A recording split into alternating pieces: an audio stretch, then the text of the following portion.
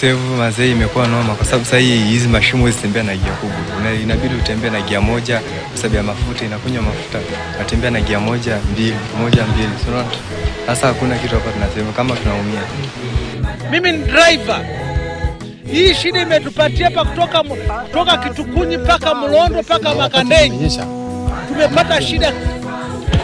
Uharibifu wa hii barabara kama hivi unahangaika sana. Sasa hata ukija usiku unaweza kuhangaika kwa sababu sasa mpaka ushuke hata kama umebeba mtu, hata kama umebeba.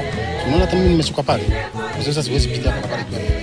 Ndio maana tunaomba sasa hata serikali iwe inaangalia barabara hizi za mashinani sana ili wao wanatusaidia kwa sababu wakituachilia na barabara zikae kama hivi hatutaweza kufanya kazi, hatutaweza kujikimu kwa sababu sasa sana barabara ikiwa mzuri kila kitu kiko sawa kwa sababu sasa hata wala kwa mashinani watafikiwa na hiyo mizigo. Impassable road has affected transportation of vegetables to the market, especially during the rainy season.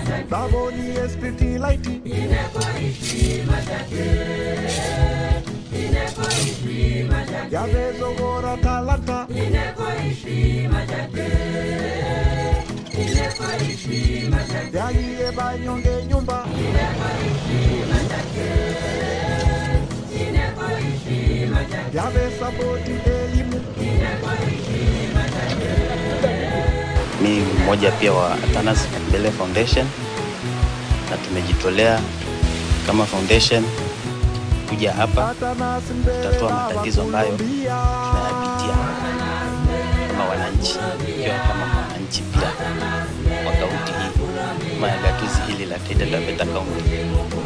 So sisi tunaomba serikali kwa kuwa sisi tumejitolea angalau make a short term solutions, lakini serikali inaweza kuweka long term solutions by kupatia kama nini create hizo opportunities kwa vijana endelee kutengeneza hizi mabarabara, tukiwa tunangojea long term solutions zenye serikali wataleta.